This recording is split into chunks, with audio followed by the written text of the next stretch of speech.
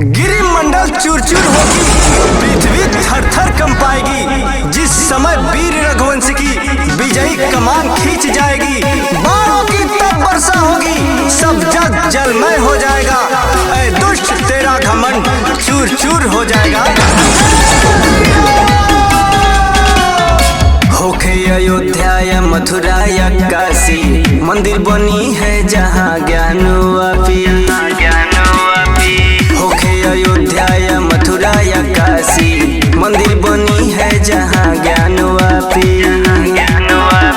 पूजा करे के जो मिला परमिशन, मंदिर बनाना बाकी हो।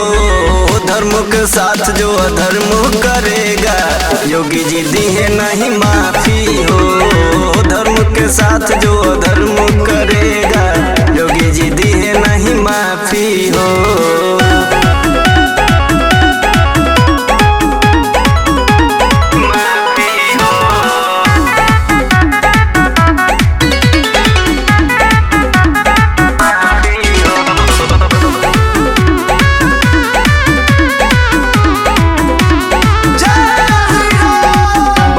दाढ़ी में डाबर का तेल, औरंगजेब जेब कतरा था। गौरी ने लूटा तोड़ा मंदिर को, धर्म पे आया खतरा था।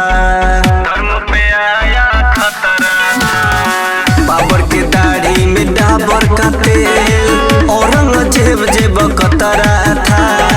गौरी ने लूटा तोड़ा मंदिर को, धर्म पे आया खतरा था। जीभर लुटेरे भिख मांगे के नाती हो।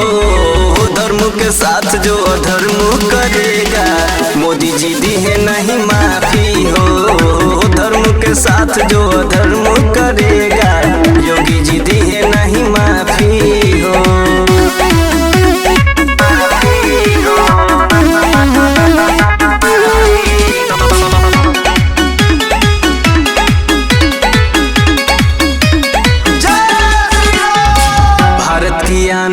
शान की खातिर वीरों ने प्राण गवाए थे।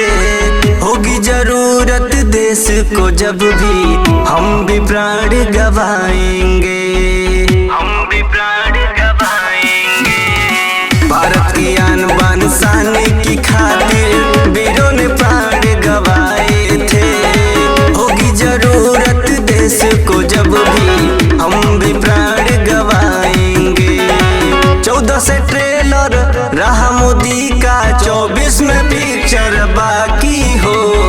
धर्म के साथ जो अधर्म करेगा, मोदी जी दिए नहीं माफी हो। धर्म के साथ जो अधर्म करेगा, मोदी जी दिए नहीं माफी।